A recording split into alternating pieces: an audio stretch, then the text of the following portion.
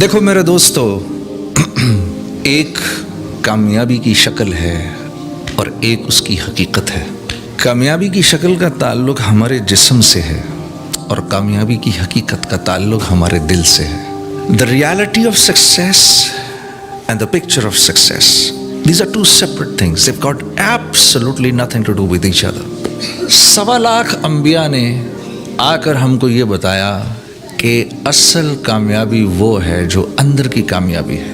1.25 लाख अंबिया ने हमें बताया actual success is not what we see, but actual success is what's inside.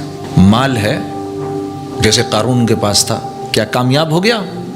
शोहरत है, नाम है, जैसे शद्दाद और नमरूद के पास था, क्या कामयाब हो गया?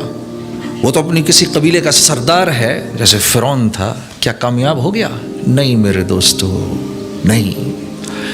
ये थोड़ी सी ज़िंदगी है, 60 और 70 साल की ज़िंदगी, जिसमें इस बात को मानना है कि कामयाबी वो है जिसको अल्लाह और उसके रसूल कामयाबी कह रहे हैं। हाँ, नहीं तो ओहो ऐसी हसरत होगी, ऐसी हसरत होगी, ऐसी हसरत होगी। मैं तो यहाँ जब बाहर निकलता हूँ ना, कसम से इनके गोरों की चिट्टी चमड़ियाँ देखकर मेरा दिल खून के आंसू रोता है। या अल्लाह, अगर क्या ये आग में जलेंगे अगर इन्होंने कलमा ना पढ़ा तो? या अल्लाह, या अल्लाह, अल्लाह मेरा बड़ा कसूर है, या अल्लाह मुझे माफ़ कर दे, मैं इनको वो ज़िंदगी ही नहीं खा सका जिस ज़िंदगी की तरफ देख कर ये खिंचे चले आते। काश मैं इनको दिखा सकता। या अल्लाह, इन्होंने सभी कुछ तो दे दिया अपना हमको, खूबसूरत वादियाँ भी दे दी हमको, सड़कें भी दे दी हमको, हमारे बच्चे इन्हीं के स्कूलों में पढ़ते हैं।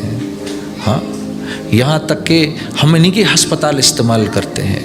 या अल्लाह, इन्हीं के बनाए हुए मोबाइल इस्तेमाल करते हैं। या अल्लाह, इन्हीं के बनाए हुए जहाज़ इस्तेमाल करते हैं, इन्हीं की बनाई हुई गाड़ियाँ इस्तेमाल करते हैं। या अल्लाह, सब कुछ तो इनका करते हैं।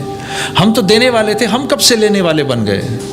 या अल्लाह, हम इनको क्या दें? हम इनको वो चीज़ दे सकते थे जो चीज़ इनकी दुनिया भी बना देती और इनकी आखरत भी बना देती, और वो थी ये कलमे वाली ज़िंदगी। ये हम इनको दिखा सकते थे, और इसी का अज़म करने हम यहाँ आज बैठे हैं। इसीलिए तो ये इतनी मुबारक मजलिस है, इसीलिए ये इतनी मुबारक मजलिस है मेरे अजीज़ दोस्तों। हाँ, मुसलमान का क्या मकाम है? जब तक ये आखिरी मुसलमान इस दुनिया में रहेगा मेरे दोस्तों, अल्लाह क़यामत नहीं कायम करेंगे, चाहे ये कितना ही बड़ा नाफरमान क्यों ना हो। जिस दिन ये आखिरी मुसलमान जिसके दिल में कलमा है, यहाँ तक कि जो आखिरी अल्लाह अल्लाह अल्लाह करने वाला है, जब तक ये है सारी दुनिया का निज़ाम चल रहा है। जिस दिन ये दुनिया से जाएगा, अल्लाह 7 ज़मीन 7 आसमान सब तोड़ देंगे। न जिब्राइल की ज़रूरत, न इसराफील की ज़रूरत, न मीकाईल, न 7 आसमान के फरिश्ते, सब कुछ तोड़ दिया जाएगा। इसलिए तो हम अल्लाह के खलीफे हैं, इसीलिए तो हम अल्लाह के खलीफे हैं। आप सोचो, मैंने एक दोस्त से पूछा, ये गाड़ी तेरे लिए, तू गाड़ी के लिए है? ये गाड़ी मेरे लिए है या मैं इस गाड़ी के लिए हूँ जो इतनी अच्छी लग रही है?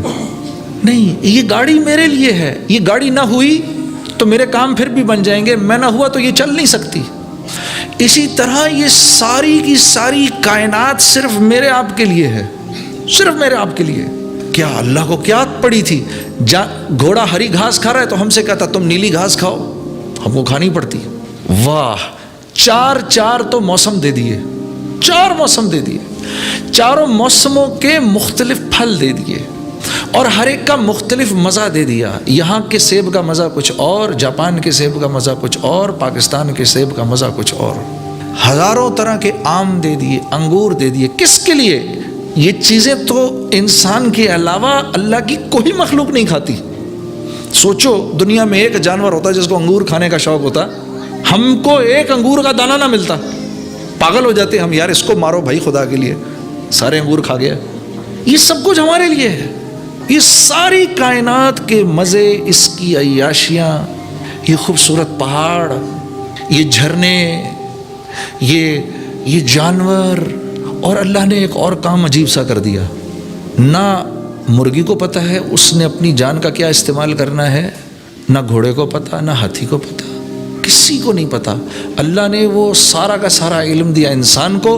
तुझको हमने तेरा इस्तेमाल भी बताया और चीज़ों का इस्तेमाल भी बताया।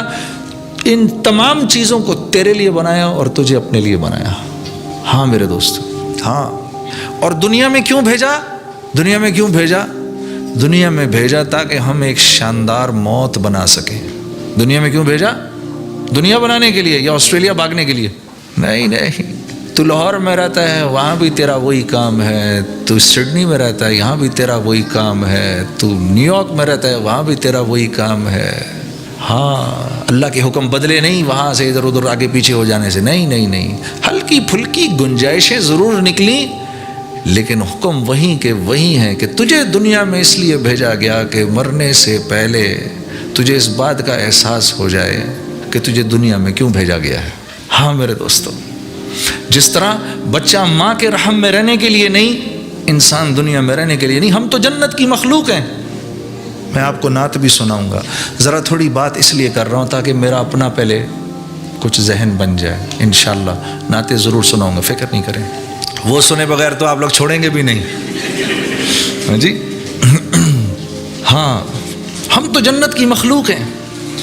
ہم دنیا کی مخلوق تھوڑی ہیں.